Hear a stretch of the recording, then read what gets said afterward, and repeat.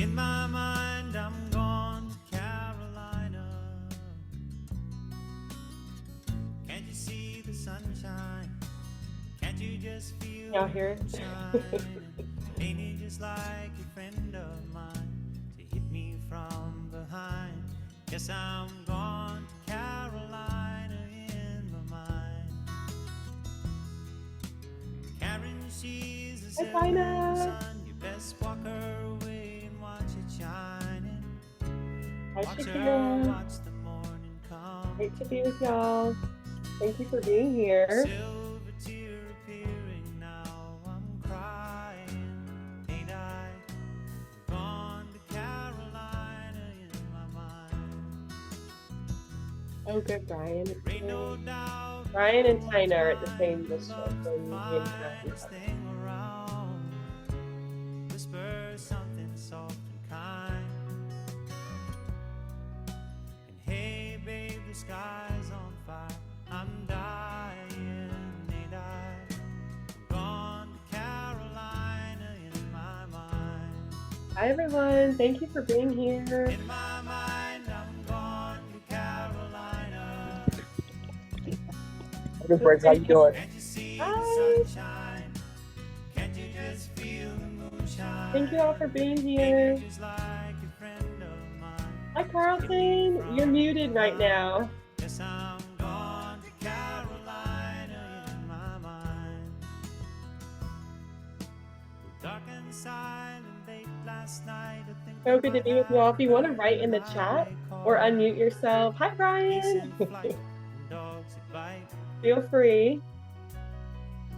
Signs it might be We'll over. wait a couple Say minutes to see I'm how many people growing, growing up, pop in, but feel gone free to to introduce yourself on the chat Carolina if you'd in like. my mind. I have a couple prompts on the screen right now. I'm With a curious what roller everyone's coaster of others responses to all these standing are. around me. Hi, Tina. Still I'm on the dark side of the I moon. need some new snacks. I'm making a Trader Joe's And run it later seems today, like so here's it some goes on like this inspiration. forever. You must forgive me Oh, wow. That sounds if good. I'm up and Shakira? gone to Carolina Hey, Where's in Sarah. my Carolina? mind. I see you have the little pretzel there. Today is National Pretzel Day. So Oh if my you're gosh. heading out, you might want to grab those pretzels for today. Oh my gosh. I had no idea. How are you celebrating, Tina? Um, well, actually, and I haven't done it yet, but I have a little bag that has like some chocolate covered pretzels back there. Those are the best. Um, you know, that Yum. I'll probably be snacking on in just a little bit. I'll turn my camera back off though for that. Yeah, if it's chocolate covered, count me in on all Yes. things chocolate. I had no idea. I was just happenstance that I added that emoji. And so, well, you did good. I know. Yeah, I'm having trouble with the snack. I've been on a diet, so I'm trying to reduce the number of snacks that I eat. So right now, I Right. probably have to say we got this new popcorn that tastes like Doritos. Oh, yum. So I Oh, mean, wow. it's actually Cool Ranch Dorito popcorn. So it's only Huh. 70 calories per serving, so it's not bad. So that's Wow. pretty good stuff. You might have to drop a link, Brian, in the chat. It was on sale at Sam's Warehouse, so that's where we got it. Big Okay. bag. No. Yum. I'm hungry. Well, thank you all so much for being here. We might have a few more trickle in. If you are just signing into the call, thank you so much for joining us. We're all sharing either in the chat or out loud just a couple things about ourselves, including our favorite snack, post work day. Oh, great. Hi there. Hi, Jose. No microphone or camera. Okay, as long as you can hear us, that's totally fine. And feel free to write in the chat. But I'm so excited to see you all or just be with you all today. We will go through quite a few things together. I'll go through our agenda, but for those of you that I haven't actually met face to face yet, my name is Sarah, and I'm actually from Greensboro. So I'm very loyal to North Carolina. I'm a huge Tar Heel fan. Hopefully I'm not making anyone upset by saying that, although we had kind of a rough year. But I'm a former teacher, so I used to teach first grade, and now I'm really passionate about computer science and really learning about districts. And oddly enough, my territory is California and North Carolina. So learning about a couple different states, and how computer science works in those states and what it looks like, whether it's in CTE, which will be a large focus of our conversation today or whatnot. But ultimately, my goal is to advocate for teachers and for students. So I have a couple other Skillstruck members here. I won't embarrass them unless you want to introduce yourself. We have the amazing Sam Reed. If you want to say anything, Sam, feel free. I'm just glad that everyone's here. Thank you for joining us. We really think this is going to be some really great information. I run events at Skillstruck, and I'll just be in the background helping out. If you need anything, just drop any questions in the chat, and I'm here for you for the whole event. Yep, that's right. Sam's doing everything on the back end. So thank you, Sam, for all that you do. And then I'm going to put Billy on the spot. You don't have to unmute if you don't want, but Billy, do you want to say hi? Yeah, no problem. Yeah, my name is Billy. I'm actually a sales rep. I work with Sarah, but I'm located down here in Florida. So I saw that she was doing this think tank with you guys and saying some amazing things about the work you guys were doing. So I was just really interested in jumping on and just learning a little bit more myself. So thank you guys for having me. Billy, thanks for being here. And if you did just join us, anyone else, feel free to introduce yourself in the chat. I think I saw Tim Woody come in. Hi, Tim. Great to be with you. Great to have you here. But yeah, feel free. If you all have questions, you can just unmute at any point in the conversation. Of course, if you have questions, you can write in the chat too. But here's kind of a overview of what you can expect from our hour or so together. First, I'll do a bit of talking, just talking about like big picture computer science as a whole, why it's important, but then also kind of more specific to North Carolina. And then my role flips to really just a facilitator, and I'm going to be guiding you all through a discussion. And my hope is I'll be doing lots of listening. I want to learn from you all. I want you all to be able to connect with one another, maybe even link up with someone, after this and say, hey, you shared a really great insight. I'd like to be able to connect with you. So this time is really for you. I just want to be here as a facilitator. I did include a couple of my kind of intentions or goals for this time together here on the right. I won't read them all, but this is a time for, curiosity and out of the box thinking. I know each of you have such a unique journey to get to the role that you're in now, whether you're a teacher or administrator, expert in computer science, or brand new to it. So feel free to share, be bold, take the risk, show your video if you want, or unmute. We really want to hear from you. And then finally, we'll just kind of close with the what stuck with you reflection and then a raffle.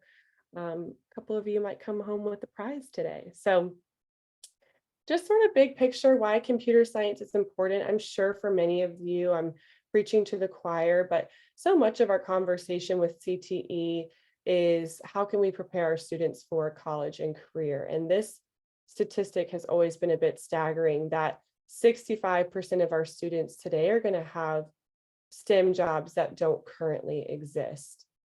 And if we focus on North Carolina specifically and the opportunity for your students, you can see there's over 22,000 open jobs right now in the computer science field. And the good news for North Carolina is that you all have most of our high schools, we offer a computer science class, at least one, 61% of high schools. But how can we get even more students engaged or enrolled in those computer science courses? And with CTE, computer science is now really expanding beyond just one certain pathway. So we'll dive into that too as we have this conversation. But finally, I like to just also point out the median salary in the state of North Carolina, which can really be a life-changing number for some students. So I will briefly chat a bit about computer science in North Carolina. All of this is from the DPI website, so I'm sure you all read that every day. Sure you're very familiar, but what I thought this was interesting, and we won't have a lot of our focus beyond elementary, but the pathways, the intention for the pathways to really start from kindergarten and go all the way through careers. So at the elementary level, having some cross-curricular exposure and integration into those core academic areas is really valued in North Carolina. And then most of our focus will be on CTE in the secondary space. So I'm excited to learn what you all have to share about that. I had the privilege of meeting some of you in person, and if I didn't get the chance to meet you when I came to North Carolina in March, I would love to come meet you. I will drive to you wherever you are in the state and come meet with you. I will also be at the summer conference, so I can meet you there if you are attending, but I learned so much from each and every one of the conversations that I had. And it seems to me like North Carolina is on the brink of some amazing change. This bill might be passed that will have computer science be a requirement for high school graduation. So how does that impact our teachers? How can we support our teachers, whether they're brand new to computer science or experts on it? I won't go through all this list, but these are some of the things that I learned from you all in my conversations. And now it's your turn. So what I'm going to do is I'm going to walk through about, I think I have like 8 or 9 questions, and I'm going to just facilitate the discussion. Like I said, I used to be a teacher, so I'm pretty comfortable with wait time and waiting for my my first grade students to participate and join in the conversation. So the first one here is, what are the greatest challenges with implementing computer science in your district? And I would love to hear from you all. This is a very safe space. Does anyone have any insights that they want to share about what are some of the roadblocks or barriers that you've come across? Well, I'll go ahead and start if that's okay. One of the things that I would say, and I see Tim's on there and he may chime in as well on some of these things, but for me, at the staffing, people who are able to come in and teach the course appropriately is challenging. So being able to have resources that will allow them to jump in quickly to be able to teach the course effectively, so students are able to matriculate through the pathway and come through with a credential or whatnot that is associated with it, is one of our greatest challenges. And we've had, I think all school districts are seeing a high turnover rate. So we want to make sure that we providing the support for our teachers so that they feel comfortable teaching the curriculum and students have a good experience.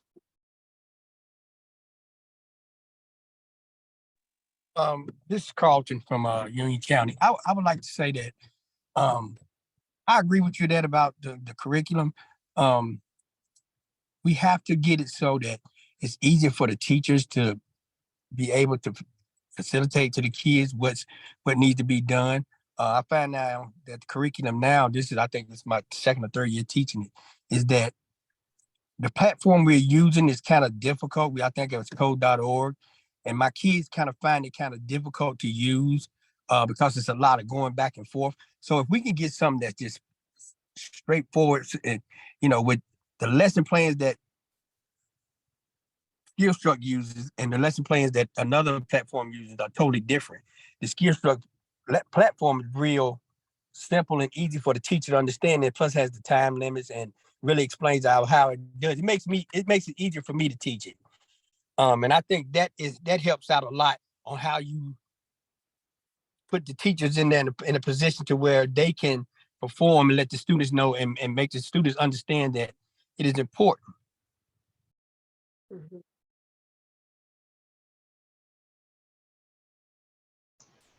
And this is Tim. I'll echo what Brian said. I think that's, 2 of the bigger challenges is one, getting those qualified teachers. And as Carlton said, really finding a platform that's not really challenging our teachers to step up to the plate and lead the course teaching of it.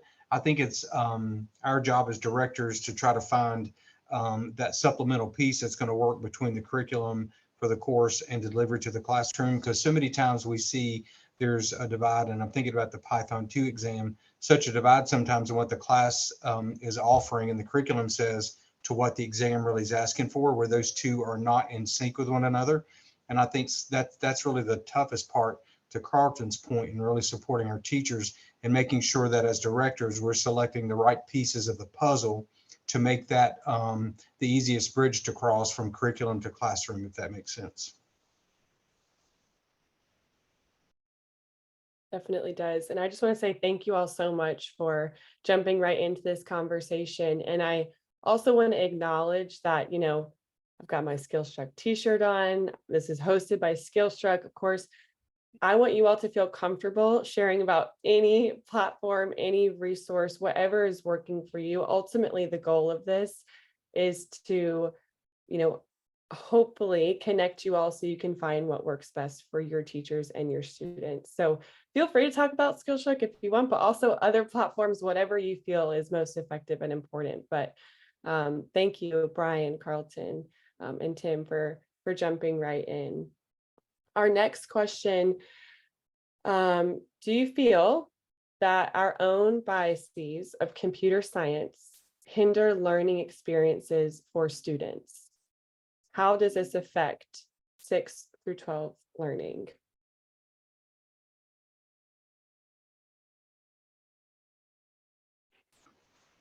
Well, I think in one regard, this is Tim again, in one regard, thinking about it, we as adults sometimes have to get out of our own ways. And I like to go into classrooms and talk with students and ask students about their experiences, especially if we're considering switching away from a platform or a supplemental piece to a curriculum, and go and ask the students exactly how they want to learn it and how they receive it and what do they see as a hindrance and as a roadblock to doing it. Because sometimes, and you said it earlier, I think, Sarah, in that, computer science is showing up in so many facets of our CTE courses that we can't be blind to that or immune to that. We have to really look at pieces that do it. And I'm blessed in our district to have a CTE STEM coach that really is hired by the district, but I'm able to use like 3/4 of the time. And she does a great job with connecting robotics and coding and computers and such, along with my middle school CDC, in crossing some of that so that we're finding and listening to what kids want and what kids need. And when we review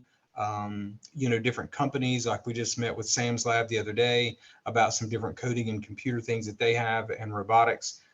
Just always looking for that, the next thing that really engages kids, because if we're not engaging kids with what we're doing, we've lost half the battle in the beginning. And then that goes back to the first thing we talked about earlier, in supporting that classroom teacher with the right things that's going to help them plug into engagement. Now, the teacher has the onus and the responsibility of making it meaningful and making the student want to learn and making it exciting in the classroom. But if we can help by providing things, especially in these classes where computer sciences have a chance that are just a fragment of that coursework, to really make that part shine, because really the median salary in North Carolina is amazing at $92,000, and it is life-changing for a lot of folks in our area. So I think it's important for our kids to know that as we go through this part of working on computer science stuff, it's important to focus on the career development pieces as we're going through our continuums and highlighting all the different career fields out there that actually have computer sciences built in them. So that comes back to relevance in there when we talk about the learning aspect in 612 of all of that has to come full circle. And it's all one big puzzle in my mind. Mm-hmm. Well, and one thing I want to kind of add on to what Tim said too, that we have to think about that's somewhat challenging, is a lot of our teachers who come in, or even administrators, you learn certain things about computer science, and those things are no longer relevant. Computer science is an industry that changes extremely, extremely quickly. So a student in 6th grade that starts learning there, when he's a senior, the student in 6th grade is learning something probably completely different in many ways. So looking at curriculum resources that are constantly updated and making sure that they are relevant with what we're trying to do, I think are extremely important for us, and staying up with the times. You know, we have some others out there that we deal with that sometimes the vendors don't do a great job of keeping up with the current things that are happening in the industry. So that is one thing that I think sometimes can affect our teachers as well as can affect the learning that we have there. Mhm. All right, I'm speaking from a teacher's point of view, just Carlton. What I've learned is that sometimes if the frustration shows on the teacher about how the curriculum is, it kind of feeds back to the students, and it kind of hinders by me being an older person. We're not, like he said, just not used to things changing, and we're catching up as fast. The students have to feel comfortable about what they're doing and about knowing what you're doing. You have to make it fun so they'll understand that we learn together, because 90% of the time the students know a little bit more than probably some of us know. And so I've taken on to where I learn with my students sometimes, because I don't know everything, but they have little knickknacks that they learn, and then you have to go and say, how do you apply this to your computer science knowledge? And it kind of helps out a lot knowing that, you as a teacher, you feel more comfortable when you got something that you can rely on, that you know about, and that you don't have to dig so deep into trying to find out, okay, what's the next thing we need to do? Mhm. For me, I'm from a rural area, and the hindrance is not a bias, but just trying to figure out how to get that qualified computer science teacher in the classroom with the months of employment that you've been given. So what I've done this past year is surveyed my current staff to see who's interested in getting that computer science add-on, and try to get them the professional development that they need starting next school year. So I would have some staff members that are licensed to teach these courses.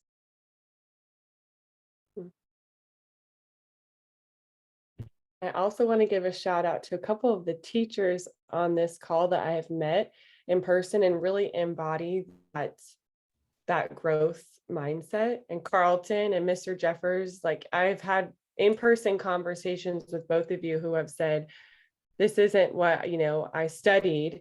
I've learned this, kind of like what Carlton was saying, with my students. I'm learning Python as I'm teaching it. So I just do want to take a moment to recognize how much effort and work that takes. And Mr. Jeffers, I just noticed you unmuted. Were you going to say something? Yeah, can you hear me? Yes, we can. Okay, great. I was just going back off what Ms. Booker said, because I would like to add on to my license, because I've gotten into it when Ms. Booker asked me about teaching it, I guess about 4 or 5 years ago. I wasn't I wasn't sure about it, but and we didn't start up with SkillStroke. I started out with code, but I learned a lot through that, and looking through what I've learned through code and look at what SkillStroke offers, I like SkillStroke more, and what I've learned in code is actually kind of helping me. So I'm more excited about it now than I was when she first asked about teaching it. So just moving forward, I don't know. Hopefully we can get teachers who in our CTE who be interested in teaching it, because I'm really trying to build off of it now. I've kind of gotten into it. I didn't think I would, but like somebody said earlier, you kind of learning with the kids, and there's nothing wrong with that. It really isn't. I was going to say, to echo from, I came to my role as CTE director from the high school principal's chair.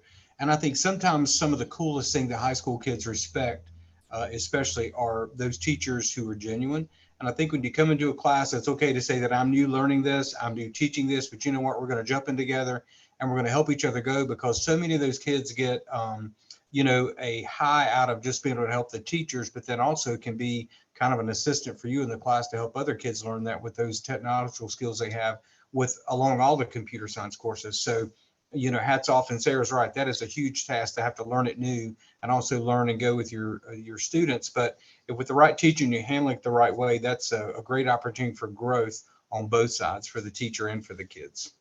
So kudos to both of them. That's awesome. Mhm. Definitely agree with you.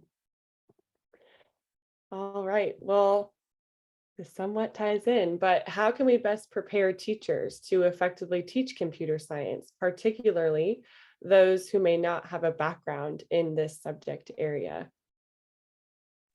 Well, yeah, I'm glad you brought that up. I love teaching computer science. I thought I wasn't at first, but I love it.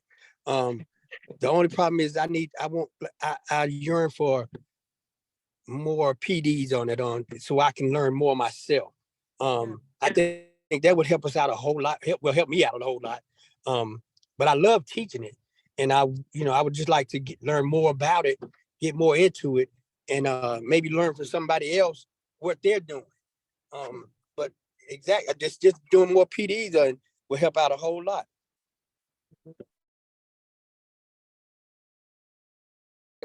Go ahead. No, you go right ahead.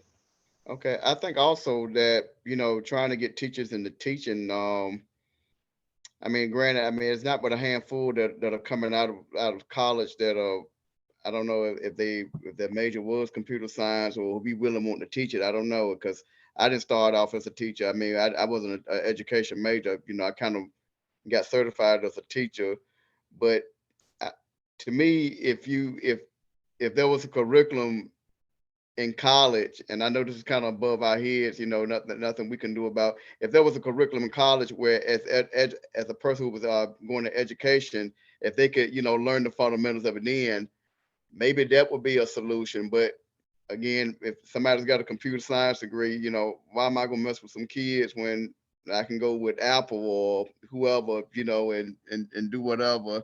So I think that's really kind of an uphill battle as far as getting teachers to actually teach it, and again, it's not bad once you get into it. It really isn't. I've learned a lot, and I'm still learning.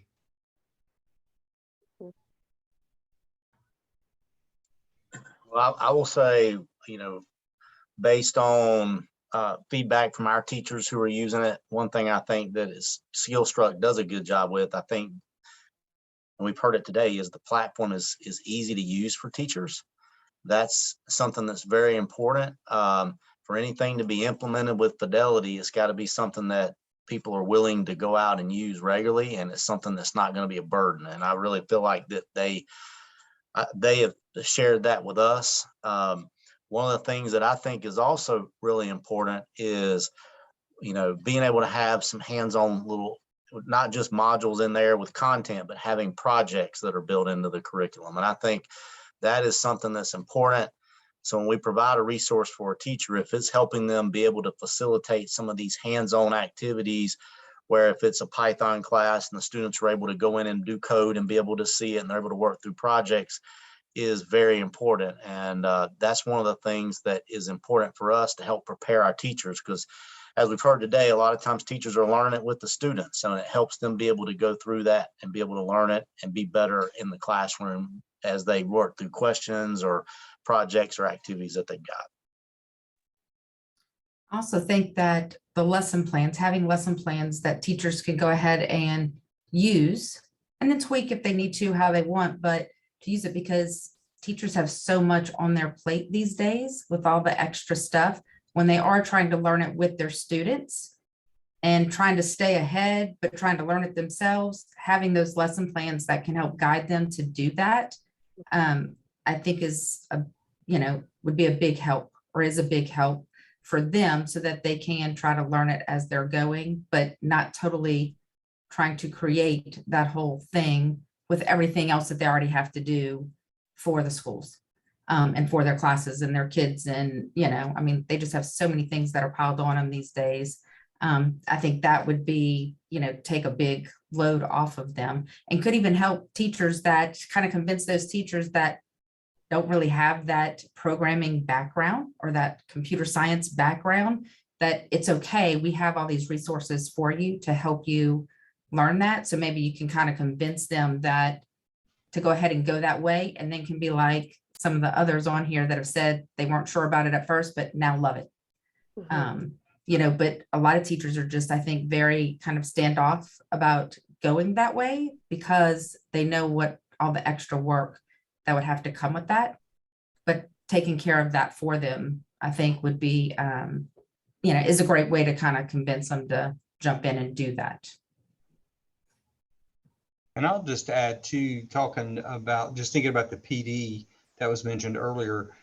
I would like to see our state do our CTE summer conference a little bit differently in some aspects. I wish that they would focus more on, because it's all about quality PD. We can do it all day long, but if it's not quality and if it's not substantive to the teacher and relative to exactly what they're doing, I would like to have them do something like a best practices boot camp or something where they could bring computer science teachers in by, their collaborative group, if that's who they are and what they teach. And here's some best practices. Here's some cool projects we've done, to give them an opportunity to see some of those things, modeled, but also to sit around and have an opportunity like we're doing here to kind of think what's going on, but to kind of think, pair, share in a session at summer conference to where they get a lot of meat out of it and they can take it away and use it because it's from their colleagues. It's not, from a particular vendor or what have you, but it's about what those best practices, because good teaching is good teaching.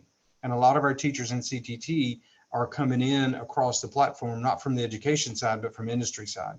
And they're the ones that need our support the most. And that's why that PD has to be quality and substantive, because they need that help. Agreed. Tim, I'm gonna throw one in there too. I think you would agree with as well, as far as preparing our teachers and is helping them be able to get certifications that are associated with our courses and making sure our teachers are prepared to do that. So, anything that, any support that we have for that, or anything that a curriculum resource can have to help our students and our teachers be more successful, especially now that credentials are becoming more and more of a proof of learning for us moving forward for accountability purposes. 100%. Yeah, we have to do a better job and rethink, as I think as CTE, about how we're doing that summer conference. Because, just as a sidebar, I've heard from 2 different or 3 different teachers across this last week in health sciences, Brian, that say that there's not a lot of meat to what they're offering for health sciences. And they've asked permission to look elsewhere for something they can do this summer because they don't feel like we're doing a good job offering something to help them recharge and reboot for next year. And that goes right to your point. We should be giving them opportunities to recertify, to gain a certification, to get signed up on how to give a new certification or new credential and that kind of thing. We're just missing the boat on that. And I think we just have to have some good discussion around not only computer sciences, but really how we're doing the whole thing centered on credentials. Because you're right, that's where we're going, certainly with all the POLs for sure. Sarah, you said that you were going to be at summer conference. Are y'all doing any kind of sessions there, or are you just there strictly as a vendor? Right now, we're just there as a vendor. Yes, I know. I wish we were doing a session, but hopefully next year. Yeah. So stop by. We have a big yellow backdrop that says coding is for everyone. So. Have you tried to get in late, Sarah? Get in like to a session late? Yeah, like to host a session. Oh no, are there still availability? Well, I don't know. I'm the guy that'll knock the door down until they tell me to stop knocking because I want to do something. I didn't know if it's, I recently spoke with John Kirkman, is that right? Yes. On the phone. And it looks like right now the option for us is to be a exhibitor. But just an exhibitor, not a yeah. That's tragic. But that's okay. There's always next year. That's right. There's always next year, but we'll see. I'll keep knocking on his door. That's right. Keep knocking. Yeah, I'll keep trying. Okay, so I like this question. I have so many, I think I might have to hop through a few. You guys are providing so many great insights, but with CTE, we know that it does involve middle school, and we have some middle school teachers here. So I would love to hear what you all think. What does a rigorous yet engaging computer science curriculum look like in middle school? Gamified, less gamified? I'm kind of curious what y'all's insights are here on this one.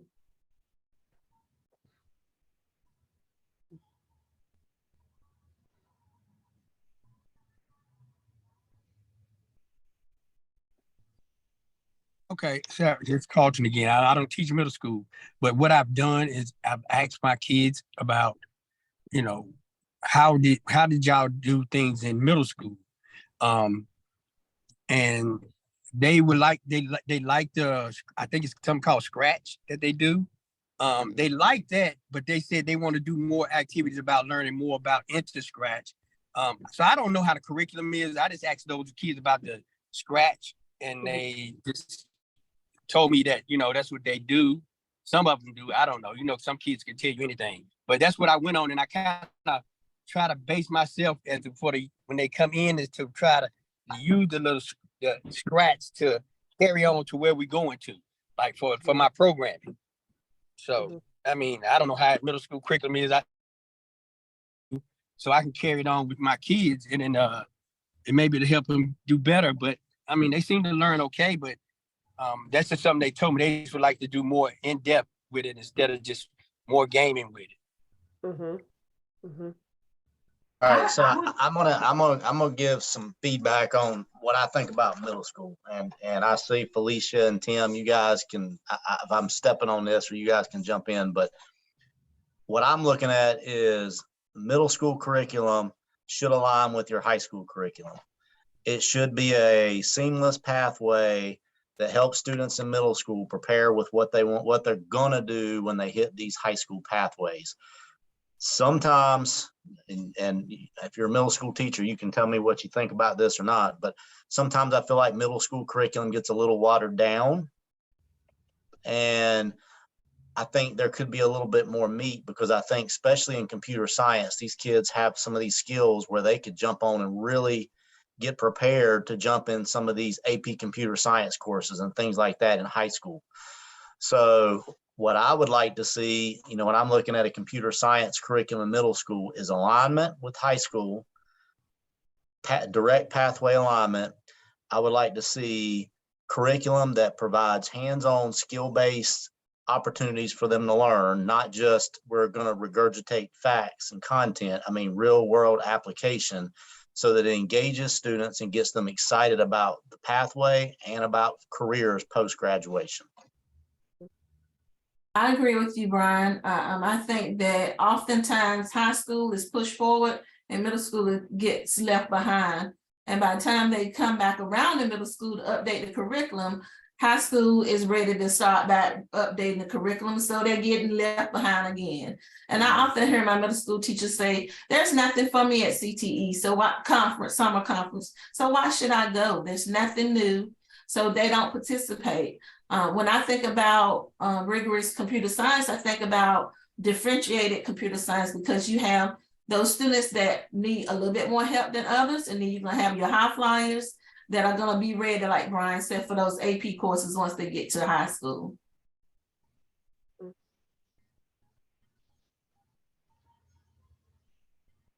Yeah, it definitely has to align, which is why Ms. Booker had been asking me, about teaching it, because there's some stuff at the high school that they offer that, of course, the kids are never introduced to it until they get to the high school. And one of the things is that Python that one of the teachers teach at the high school.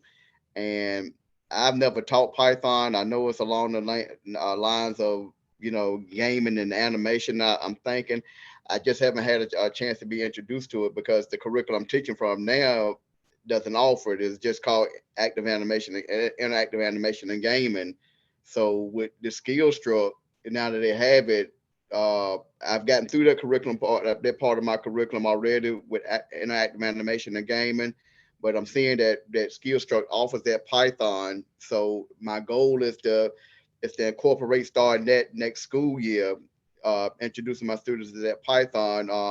And I'm thinking probably 7th grade, maybe introduce it to them a little bit, but definitely 8th grade.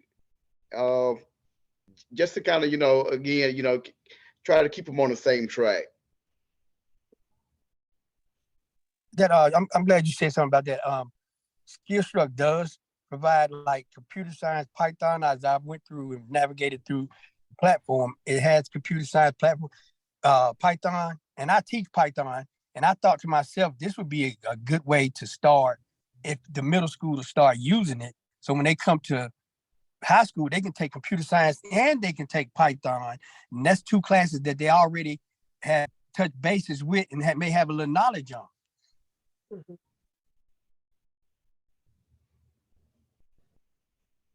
I'm just curious, is there anybody in the middle school in this meeting? I got in late because anyway, the teachers are the middle school on the middle school level as far as computer science with skill struck or and the other. I'm just wanting to try to start a network to try to get ideas, share ideas, whatever. Right now, just you on the call, Mr. Just Jeffers. me. I can, if you're thinking for like specifically connecting with other teachers who are using Skillstruck, I can email you a couple people that come to mind. But right now on the call, you're Yeah, representing. do that when you get a chance, Sarah. Just the school their information, because I would love to reach out to some other teachers to get ideas from them, and just try to, since I'm new to it. Yep, absolutely. That's part of this whole goal, is just to kind of build that community and network for you all. So I can do that. I can connect you. Great. Thank you all so much. In a similar vein, how have you seen the impacts of early exposure to computer science? And I know in some of my conversations with you all, we've talked about how, although elementary doesn't fall into CTE, have you seen any impact of exposing students, maybe it is in middle school or even as young as elementary school, computer science, and what that impact has had at the secondary level? If it. Well, I Well, think, Go ahead, Tim. I was just gonna say for us, I came in last year being new, of course, it's my second year. And I really came in looking, and I looked at both areas, and I thought that high school was doing a pretty good job and was pretty secure. But our middle school, to Felicia's point earlier, was really floundering, and we really weren't doing a lot. And it's not just computer science, but the whole piece of middle school. So I came in and we kind of redeveloped our career development continuum to cover what I call the 7 degrees of E across what we're working with. But one of the biggest things is in the impact, it's not only computer science, but whatever we're able to expose those kids to early on, exposure in that 5th and 6th grade level, which is my first E, is looking at that exposure part and giving them the opportunities in as many different ways as we can to touch on as many career fields as possible, to expose them to what's out there, because it's what they don't know versus what we can expose them to. Because really it's my goal for them to leave high school for them knowing what they do not want to do, because that clears a lot of stuff for them when they get to high school. But I think that our continued push with that exposure and experimentation leading into high school is beginning to show up in our classes. And I think it's going to take a few more years for that to really take hold. But I think there's, by utilizing several different robotic coding pieces, our different Python classes, and trying to get those Python 1 and 2 to grow, and trying to get our AP computer science classes to grow, and looking at that, a lot of kids are interested in those careers that are directly associated with computer sciences or have a connection to that piece in it. We just have to continue to build on the knowledge of what those are, and that there are jobs in those markets and what they can earn by that, and what it takes to either graduate high school and go right into work for that, or what it may take to go to college and further your skill set for it. But it's all about that. We have to start exposure. We cannot overexpose kids to computer science availability of what's out there along the other courses as well. Not only do I come in from the CT side, I come in from accountability and testing as well. So when I think about computer science and getting kids, like Tim said, exposed to it really early, I think it's going to be imperative, because when you think about computer science is about logic. So is math. Math is about logic, and I think it's just another way of showing students how to do the logistics of math or the logistics of computer science. So I kind of think they kind of work hand in hand. It's just a different way of showing it. So if kids are exposed to computer science early, I think that will also reflect in their math scores. Mm-hmm. Mm-hmm. Agree 100%. Well said, Felicia. Mm-hmm. Yep. Yeah, because with I had an administrator to come in my room, and they were kind of impressed when we were doing interactive animation and game, and how we were talking about X position and Y position and what causes the sprites to move a certain way. They didn't. I was like, yeah, there's a lot of math tied up in this thing. Yeah, absolutely. All right, pivoting just a little bit, but what do students need to be prepared for college and career? What skills, experiences, or certifications? Well, I'll kind of lead this one off, and they really need all those if they're available. I mean, when you start looking at what we're trying to do, but I think it overall starts for them to be prepared. You've got to start, and Tim and Felicia are 100% right. We're starting much earlier. The trend is shifting that way, but students need to have a career plan. So when they hit high school, they know what they're going to do. They have a pathway. They're able to be guided through that. So it leads to college and career, or straight to a career, so that we have them prepared. But those skills that they learn may help them get the job. It may help them matriculate through the college or whatever they're going to do. Those experiences may also help with that, but it may help them make a decision on what they're going to do. And of course, the certifications are important because those also can help them have jobs. So anything that we can do to prepare them for that. One of the things that North Carolina has been working on, and Sarah, I'm sure you know this with the conversations you've had, but is the state portrait of a graduate. Our district has a portrait of a graduate as well, but it's really all based on those three things there. The skills that they're going to need and those experiences that help them get there, and those certifications that say that they know what they're doing. And those are all very important things for them moving forward. Mhm. And to echo on that, Brian is absolutely correct. And I think it's our job as educators, and I say this probably more with my high school principal's hat on than I do a CTE director, but it's our job as these kids go because everything is shifting backward into middle school, and we have to expose kids so much earlier because they're getting tuned into things so much earlier and engaging so much earlier, and they have so many opportunities at graduation that we didn't have 15 years ago, that we have to get these kids prepared in, like I said, 8th grade. When they're registering for 9th grade, I want my kids to have an idea of what they're going to do with the rest of their life. By the time they register in 10th grade for a junior, I want them to have a laser focus on what the last 2 years of high school is going to be for them, because that's when they're going to discover the last 4 E's of my 7 degrees. And that's either they're going to be further their education, go to employment, they're going to be an entrepreneur, or they're going to be enlisted.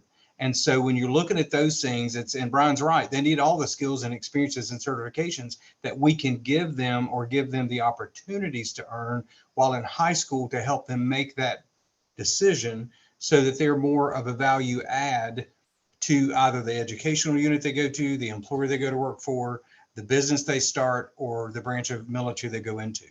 Because all of that is a value add for that student.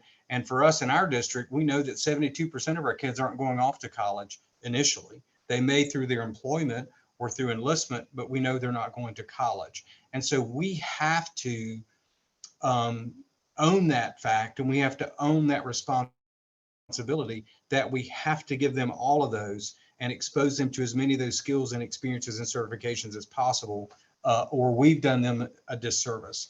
My superintendent says all the time, if we're letting graduates go across the stage with just a diploma and not a pocket full of certifications, we've not done our job. And I agree with that wholeheartedly, because I tell our kids all the time, if you're going to college, you need to exit off the ramp of of the core pathway and come through CTE and take courses that are going to value add for whatever that degree is going to be. If you know what you want to be, but you're going to go through the military to do it, go through the military and take some of those class training. If you want to be a computer science person or something with computers in the military, if you want to be a drone pilot in the military, any of those things, we have to start going beyond the career part of CTE and focus also on the technical ed part, and let them know it's not just about getting a job or being a career after graduation. It's about using that technical education you've learned to value add and be a catapult for you into those other areas, whether it be, like I said, education, enlistment, or entrepreneurship beyond that. So that's my 2 cents worth.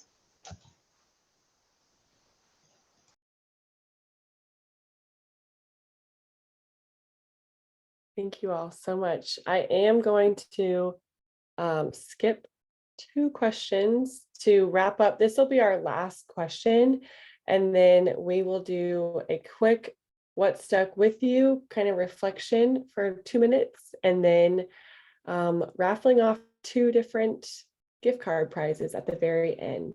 So our final question, how can we ensure that computer science education is inclusive and accessible to all students, regardless of their socioeconomic status, race, gender, or other factors that may create barriers to access and participation?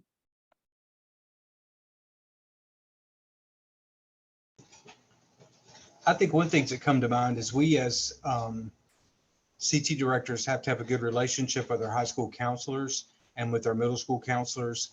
As when they're having conversations with kids, we have to upsell CTE, not side sell it, meaning that, oh, we're going to put you in that CT class because there's a space over there, or because we need more kids in our wheel, we're going to put them over there. I think that we have to let them know that it's okay for kids. And I say this all the time. We have to stop placing kids and we have to start guiding kids into where they want to go. And we can only do that if we're having conversations to get to know our kids. All of those things on that screen should not matter at all if a kid wants to take computer science or if a kid wants to take healthcare or they're interested in this, because none of those factors decide how good they're going to be at that when they graduate high school or graduate college or what have you. So it's about conversations and getting to know kids and about those relationships, because we won't know any of those things unless we know our kids. Yeah, and I'm going to say too, another thing that's really important about this is having partnerships within your community. One of the things that we do in our district is work very closely with our English learning department, our EC department. We also work with our McKinney-Vento coordinator, so that we make sure that students who are, I guess, it could be considered at risk, know about programs that we have access, have translated materials that they need, so that they are able to participate in the courses if need be. So, you know, making sure that you're working within your local school community to make sure that you are doing those things. You know, another thing that we do is try to make sure you promote your programs out in multiple different ways so that people know about and students know about what you have out there. I think those are all important things that can help reduce some of those barriers. But, you know, I think Felicia was the one that brought this earlier. She was talking about MOE, but funding is a big important thing. And knowing that we have the funding to be able to provide the teachers and the resources that we need to be able to have the programs that we have. And I think North Carolina, I feel like we do pretty well with that. And sometimes directors get real creative about being able to make sure that our students and our teachers have the things that they need. But I think that's extremely important as well, making sure that we continue to have that funding, and that will help us reduce the barriers that we have. I think too, to make sure that it kind of goes back to doing more with the younger kids and making sure that they are aware of what is really available at the high schools. Because at the high school, they have so many choices and they have to make those choices to pick their schedule and stuff. But when they don't really know, oh, wait, you know, a girl and I can do this, or I'm a guy and I can take this class or whatever. And they're making those choices based on not knowing what's really available. So the younger they can get exposed to it and realize, hey, I'm a girl and I can do this and it's available to me, I think would help to ensure that they realize that it's there and can kind of lead them that way. But because in high school nowadays, I mean, we have so many more options than we did when I was going through school. And if they don't know about it, then we'll never get them to take those paths that could be, you know, the path that they're really best suited for. If You I know could what? add one- Go ahead. No, you go ahead. I've already talked. I was going to add one more thing. You go ahead. Okay, it just, to me, I don't know, maybe if we as maybe school districts can do some type of camps during the summer, if it ain't for about a week, you know, of course it'll take some planning, you had to pay some teachers or whatever, but I think, you know, particularly like for the younger kids, get them introduced to it, I think that could go a long way too. You know, it doesn't have to be an extended period of time during the summer, but just like in our district, we do reading camps. You know, I want to say for at least on the elementary level, they do reading camps. Maybe there's computer science camp just to kind of get them introduced to it. And I don't know, just my opinion. Yeah, and that's a good point, because I know in our district, we're offering summer career accelerator programs. We offered 10 last summer, we're offering 18 this summer, and of those this summer, of the 18, I think at least 3 or 4 involve robotics, coding, or both in around some of those computer science pieces that do that. So that's very important. But I wanted to share one quick story real quick that just impacted me yesterday, and all about what we're talking about here is Appalachian State hosted a STEAM event yesterday Monday. And we had some of our folks to go. And I don't know if many of you know this or not, but in our area, a lot of our Hispanic students anyway, don't really go on field trips because their parents really don't want them, whatever. So we went with our ESL director, and she was working with a particular school, and we wanted a particular group of ESL kids, or all the ESL kids in the building, to go with our CTE kids and partner up and go to ASU to the STEAM event. Those kids grew so much that day on Monday by just, one, getting out of Iredell County, number 2, setting foot on the first college campus they've ever been on, and number 2, they were able to look around and see other kids that looked like them that were there, that was okay to be and be a part of that.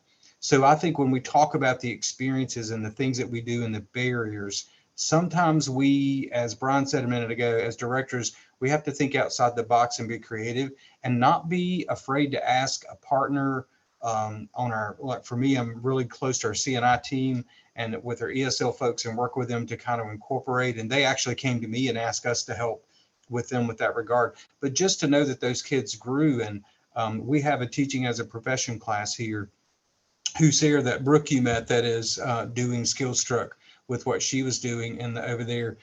She is our teacher. She's our CT Teacher of the Year, by the way, or NCAT CT Teacher of the Year.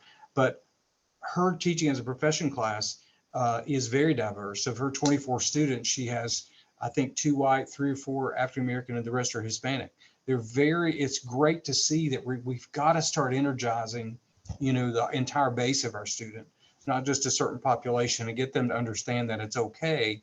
And I think it was Mr. Jeffers that was talking earlier, and summer camps are a great way to do that if we can just get the kids to do it.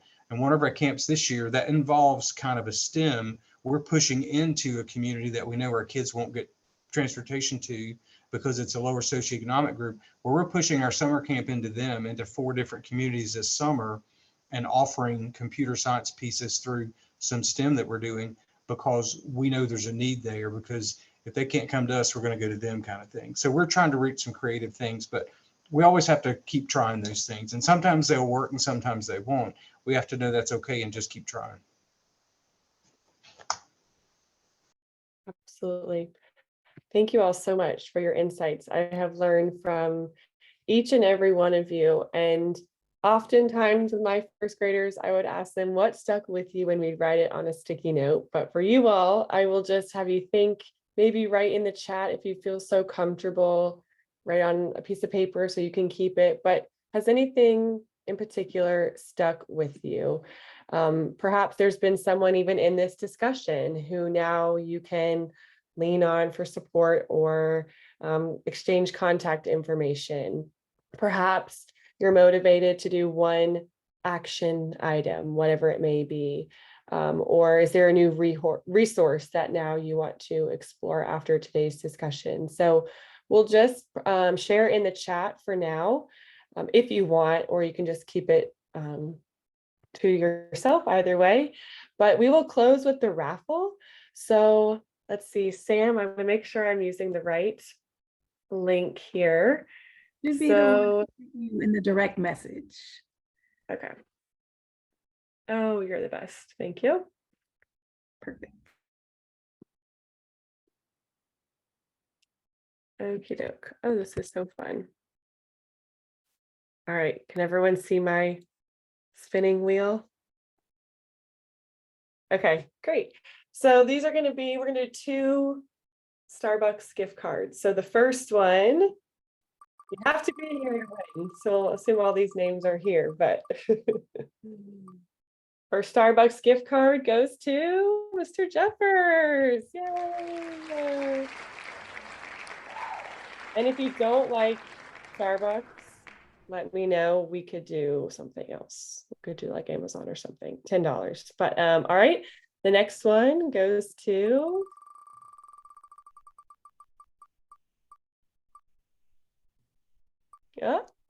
Miss Booker. All right, Woohoo. Ms. Booker. That's both of y'all. Love it. I'm just gonna write that down. And same with you, Miss Booker. If you don't care for Starbucks, let me know, and I can do a different place.